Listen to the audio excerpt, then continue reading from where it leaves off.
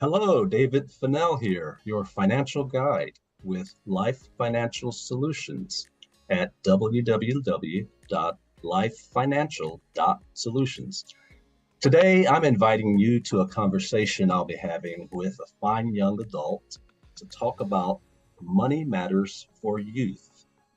I'd like to introduce my son, Andrew Fennell, who has agreed to let me ask him some things about a topic that I love to talk about: helping people to take charge of their own financial future, and especially the importance of starting while you're young. So let me start by asking Andrew, tell us your age and where you live. Yeah, I'm Andrew. I'm 26 and I'm living in Seattle right now. Moved here at the end of last year in October and been trying to make my way. All right. So, what's brought you to this point in your life and occupation? There's a few things that came together. I needed a change. I had been living in Japan for a while after just straight out of college, and the income from that, from the job I had there, set me up in a pretty good way to pretty much choose where I wanted to go, choose Uh-huh. where I wanted to start the rest of my life. And picked Seattle because I have some friends here. I really like the weather here, and I don't know, it just spoke to me when I visited. Mm-hmm. Great. So, yeah, you've been in Seattle for coming up on a year, and Mhm. great to hear you say that you had some money that I guess you said put you in a pretty good position. And I guess I've said to people that, well, I guess they were paying him more than it cost him to live there. Mhm. And that's That was great. pretty much it. Yeah, that's a great place to be in. It's not true for everybody, of course, but that's a great place. And I remember talking to you in earlier days about saving, Mhm. finances, and things like that. And I'm glad that that worked out for you. Also, I had a quick agreement from Andrew to participate in this conversation. When I asked him about it, he quickly said, "Sure." It's like a yes, of course. And that's really encouraging to me because Andrew is a young person.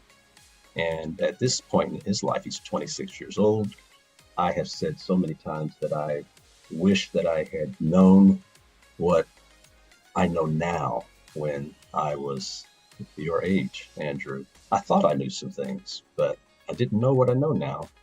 And but Mhm. I can't go back and change anything. So what I like to do then is do what I can to help other people to make sense out of this so that they can have some success early in life and be able to see clearly what it's going to take to have that kind of success later in life.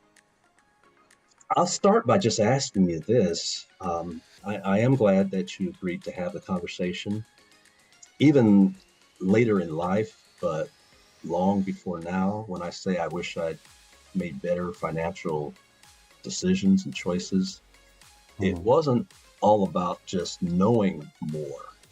It would have necessarily been also about having the will, the discipline, even the humility to take advice, to ask more questions, and to make an effort to comprehend things better. Someone has said before that if we know better, we do better. But unfortunately, that's not true for a lot of things in life where we know a lot of the good we ought to do, yet we don't do it. So, talking about this now is really easy for me, even therapeutic, because it's kind of like talking to my younger self. What do you think about that? Oh yeah, that's a that's a good way to put it, especially since we look so similar. Yeah. So, Andrew, what is saving like for you now? Is it a habit? What's Yeah, it like? it's something I wish I could do more of. Mhm. The money I'm making now compared to when I was living in Japan, I'm spending a lot more on my living situation. So I have to really think about how much I'm spending and where to put it. Saving I'm doing right now is set up my direct deposit to do 10% to my savings account and the rest of it to my checking. I just convinced myself to not touch my savings account because I feel like that's a really important part of it. There's no use if you split it into two accounts, but then you use both accounts anyways. So I'm trying really hard not to use a savings account for anything as far as spending goes, and pretend the only money I have to use is in my checking. And that's helped with the psychology part of it. That sounds like a great rule of thumb. You automatically direct 10% of your pay to a place where it's able to accumulate, and Mm-hmm. like you said, pretending like you don't have it. And that is that's something that I've even said to people over the years. And there have been times where I said it and didn't do it myself, but I know that it's a good practice. And if we even there's another thing that people say we can do sometimes, and that is when we let's say you get a raise or you have some special income that you get, you don't have to raise your standard of living just because you got a raise. Right. Oftentimes we Very boost easy to forget ourselves, that. yeah, we boost ourselves up, but then we find that we're still in a pinch because our expenses are higher. Yeah. If you had to advise anybody your age about saving, what would you honestly say to them? Um, you got to be honest with yourself and understand your own habits. I had to learn myself, like what my tendencies are, what my bad habits are, especially, and just learn to work around them. That was what worked best for me, was just understanding myself. Because I can try to change myself in a way that just makes me more frugal or want to save more or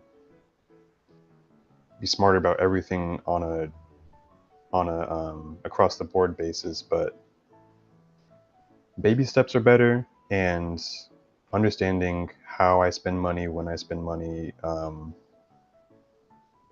times when I convince myself I should spend more but I really shouldn't. I learned to recognize when those are happening now, and uh, remind myself of decisions I've made previously and the outcomes of those.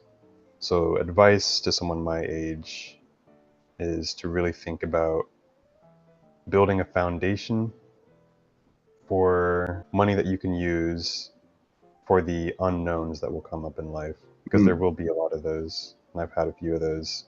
Yeah. And fortunately, I've had the money to handle those without too much trouble, but I can easily see how, if I wasn't in the fortunate situation I am in right now, I couldn't have been able to do that, and it could have set me back or even ruined a huge portion of my life. Hmm. Being moderate, I feel like is very important, especially at my age. Hmm. Thank you. I really appreciate what you shared, especially what you said at the very beginning, being honest with yourself, knowing your habits. That's a snapshot that we all probably should take from time to time to say, what do I usually do in Mhm. this kind of circumstance? And rather than trying to fix something after it's broke, let's not get in that situation to begin with. And that starts with Right. kinds of things that you've already talked about, uh, saving. And when you said, fortunately, when those things have happened, you've had the money. That says a whole lot right there, because we never do know what's going to happen.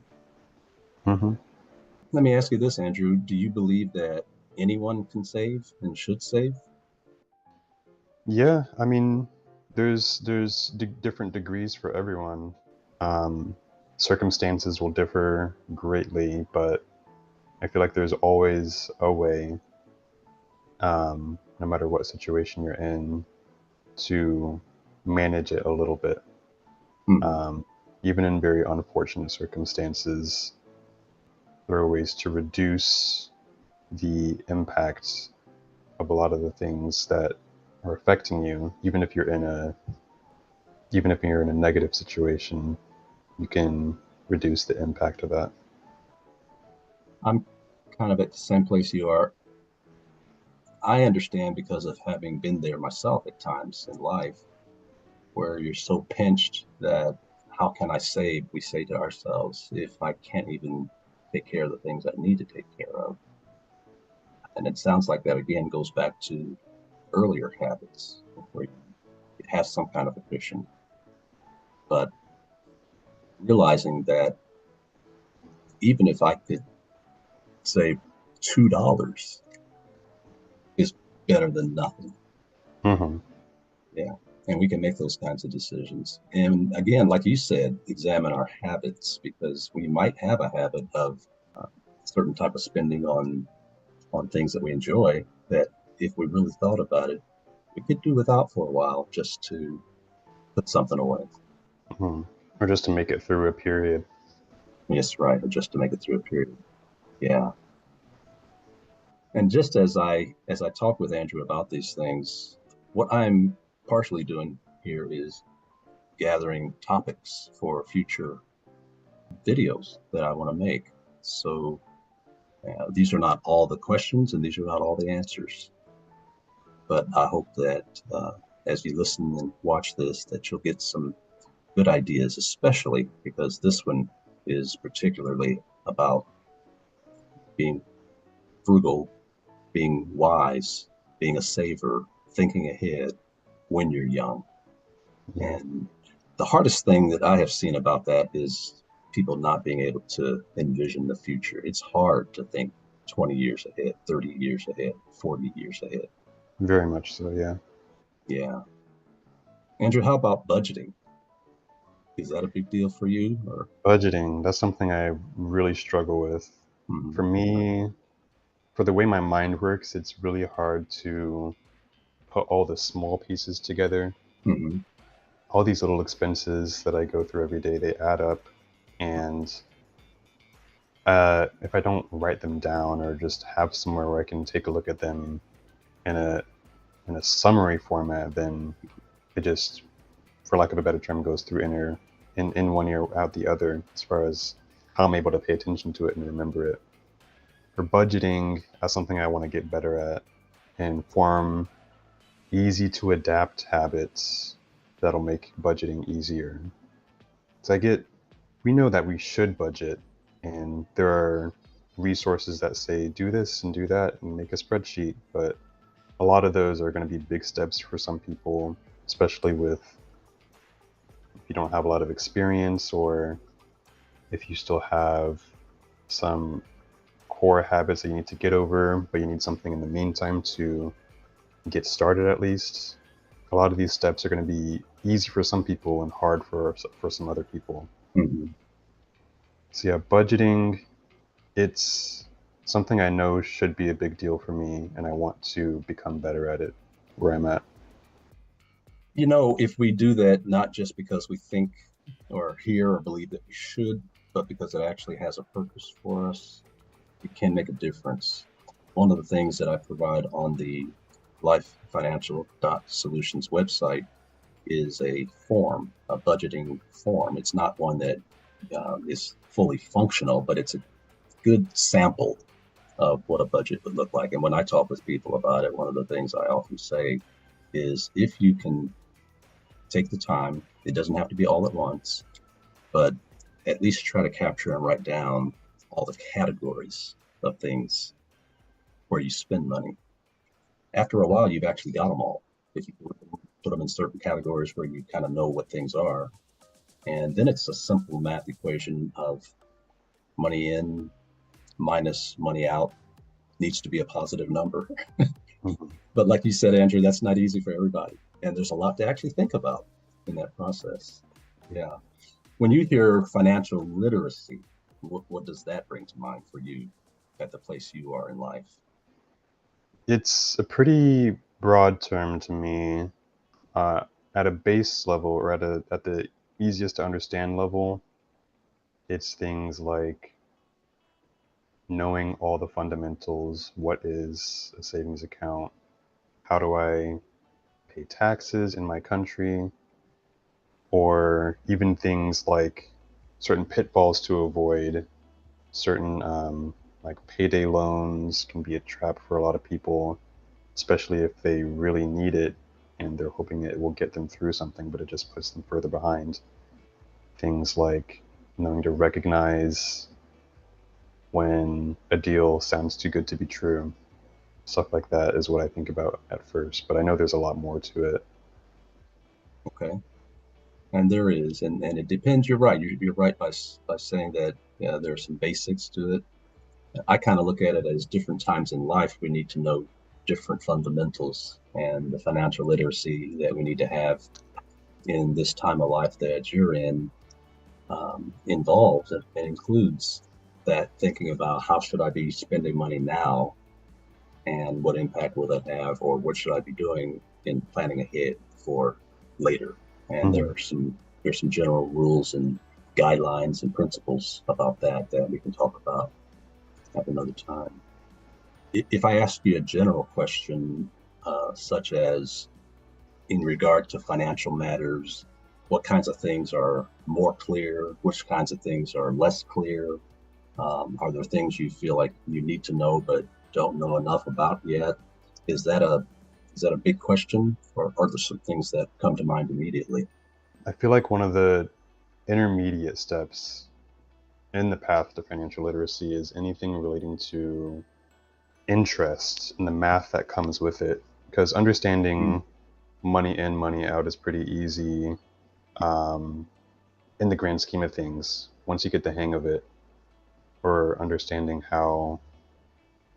um, how much you make versus how much you spend. But when it comes to these complicated systems that the banks use, how credit scores, interest, loans, all of those, that level of thing is something that takes a while to get a good grasp on.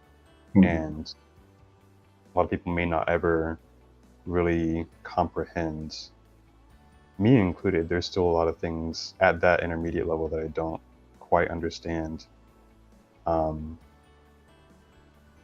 I've been, I've taken a few classes in my past, like in high school, and I've got the vocabulary for it, but applying it is a different matter altogether.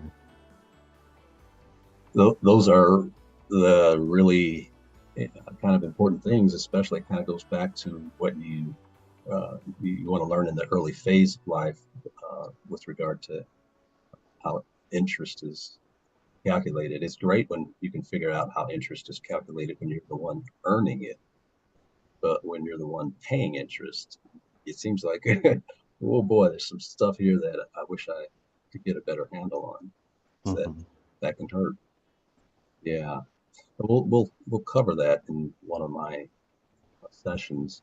If I said to you, because you actually alluded to this, if I said to you time value of money, what does that mean to you? Or if I said the relationship between time and money, what does that mean? Um, to me, that's like, or there's a couple things that come to mind. One is the value of your time and how it can translate into money, not just for how long you work versus how much you're paid for that time, but also the impacts of these things like interest that take time, take a specific amount of time.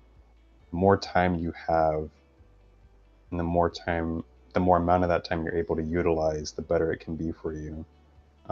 That's one of the parts of interest that's very hard to understand for me too. I still don't. That's one thing that I like to get to know better.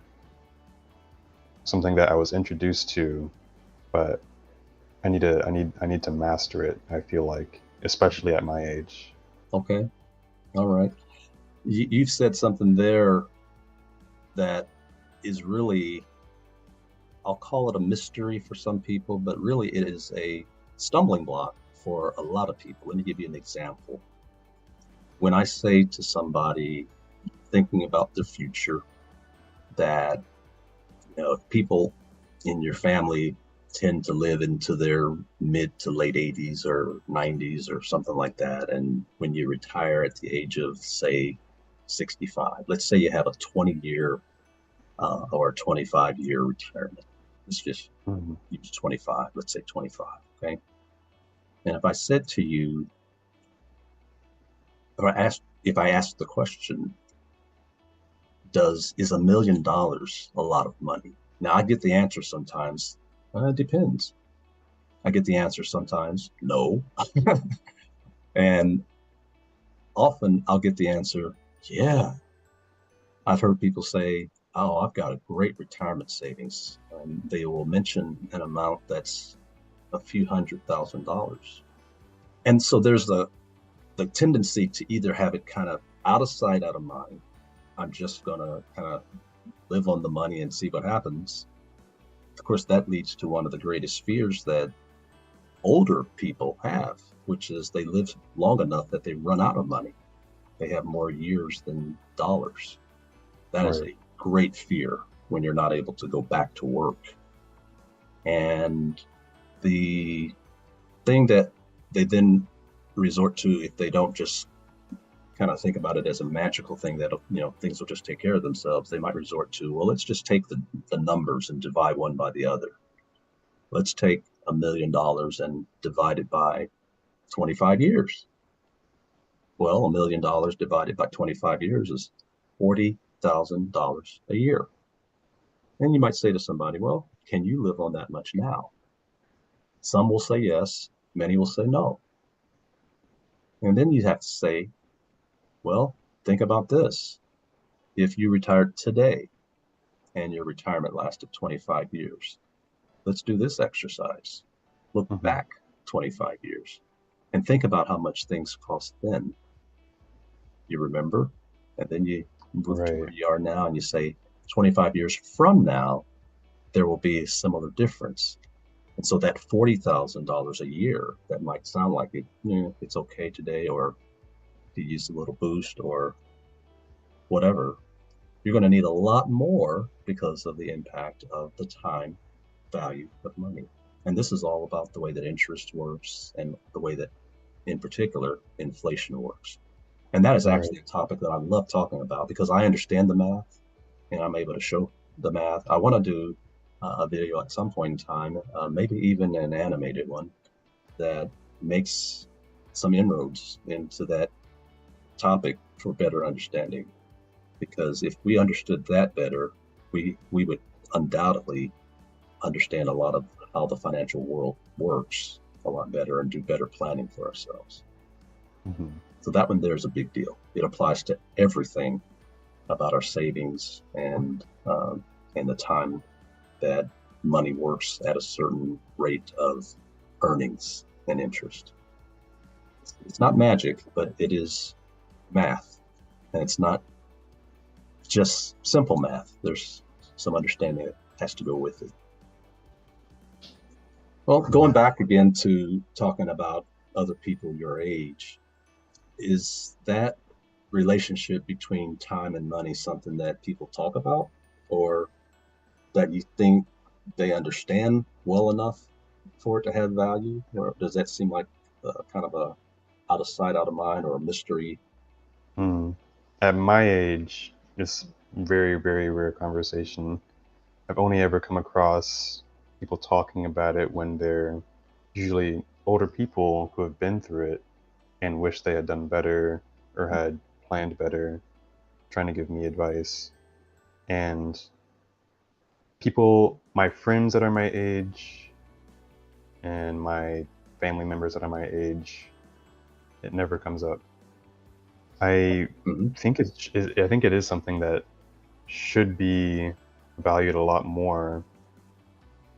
I think it's also something that we, as a society, should strive to teach to people before my age. Really, um, I think it should be core curriculum in school to get people, even if they don't completely understand it, to at least get them thinking about it and realizing how much of an impact it can have on their life in the future. Sure. It's very, very hard to. You mentioned earlier that it's hard to really think about the future, 10 years, 20 years. But I would say it's even more difficult the younger you are, because you have less years to look back on and draw experience from to realize how much can change in X amount of time. Very, very insightful. I like what you said about it being part of a core curricular element when we're younger. And I kind of tie that together with what I said about it's not magic. Um, it's actually simple math, but you have to know what to do with the numbers. Hmm. And that's the part that I have a passion for wanting people to understand that. Um, in fact, uh, just for you personally, Andrew, I would love to go over that because once you see it, the way that I've experienced you over the years is that once you get something, you never let go of it. And I think you'll get this. So I hope that we can talk about that and it will give insight to a lot of the ways that you see money and time and even choices that you make because it affects everything from buying a house to what you're paying, for a car and the time that we have between now and X years from now and those kinds of things. It's all built into that. So I hope that I can help Hmm. you to understand it. Well, we've talked about a few things, and like I said, this is really to help me develop topics that I want to do more teaching on, maybe create some more videos, and certainly things that I want to talk with people personally about. What questions do you have for me? Things that maybe come to mind that we can either talk about and I can answer, or I can put on my list of the other things Hmm. to bring up. I have I have one in mind Yeah. immediately, Hmm. and that's relating to one of the classes I took in high school, Hmm. where we were taught that something that I didn't know until then, that there are just different types of savings accounts. Um, I feel like not a lot of people know that, even that there's the general savings account that your bank gives you, and you just keep your money in. You get 4 cents of interest a month or a year even. But I was told about all of these other types of saving methods and savings accounts, like CDs and money markets and high yield and high risk and portfolios. And at the time, it was really interesting to learn about all the different pros and cons of them. But really, I didn't maintain a lot of it because it was just so much information at once. I feel like I needed a lot more time to really understand what they do, what they're best for, when's the best time to use them, how much money do I need, how much capital do I need to start doing Hmm. certain things. I feel like that's a question that can be answered long term. I would like a comprehensive education on each type of savings account per savings account. I would like that personally.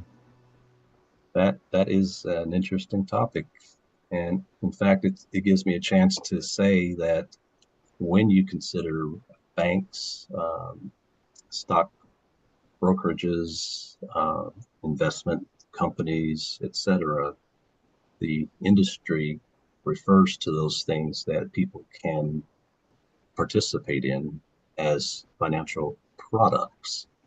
And those products of a particular financial organization compete with other products of other financial organizations. And so there are going to be features that will evolve and change over time. They become more innovative in those very ways. And so there's always something new to learn about how they work. But then at the same time, there's some fundamentals, and understanding those then helps you to better evaluate what some of the more complex those nuances are when you see a new financial product come to mind. Hmm. Yeah, this is all good. It's given me good food for thought for future topics, and it's really good to be able to bring all this up with you and to hear your thoughts on it. Some of the most difficult planning conversations I've had are with people in their early to mid 50s and older. And the reason is time. You're available time left to save before leaving the workforce doesn't leave many options if you've waited too long to start. But still, start. Get in Right. touch with me if you'd like to learn how the time value of money works and why it's so important. Nobody wants to run out of money during the time when each passing year represents less likelihood of being able to return to work for income. The math is simple, but tricky. It's not entirely obvious. And what you can learn about it can really help you, or even just let us do some things for you. I can do calculations and show you things. If you're young, in your 20s, 30s, take to heart what you've heard here. Do your future self a big favor and trust that focused saving now is important, and get in touch for more information. I want to thank my son, Andrew, for being willing to have this conversation, especially in a setting like this where everybody's listening in. Andrew, thank you. I know you'll always be in touch with these topics for as long as I can share them with you. We'll have to do this again and talk about something else that's important to know when you're young. If I said it once, I'm saying it again, how much I wish I had believed enough in the inevitability of the future when I was your age to take all this much more seriously. So now my objective is to help you. Any final words to share? You've mentioned that you appreciate me doing this, but I feel the exact same way. I appreciate the opportunity to not only just have this as like an actual regular conversation that I can have and learn from, but also I'm glad that it can be used to help other people. Mm-hmm.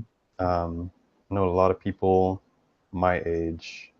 I'm lucky that I have you as a parent because it's a very easy resource I can turn to, and someone who can tell me, give me really quick answers if I have a random question, even if I'm on the other side of the country. Sort of like having an insider in the industry, but that's something that most people don't have, obviously. There are so many people that will never come into or haven't come into contact with someone who can provide that information for them on a more intimate level, on a friendlier level, and Mm-hmm. really do a one-on-one and show them what they need to know. Thank you. Well, you're quite welcome. I'm always glad to talk to you and your sister about these things. And thank you again to all those who are watching this. Thank you for watching and listening to this conversation. Money matters for youth. Please press like for this video and subscribe to this channel if anything was helpful for you today. Best wishes to you all, and I'll see you next time. There's more to come. I'll even see about bringing my son Andrew along again with me another time. So everybody take care, and remember to visit us at lifefinancial.solutions. A lot of information there. Thank you for your time.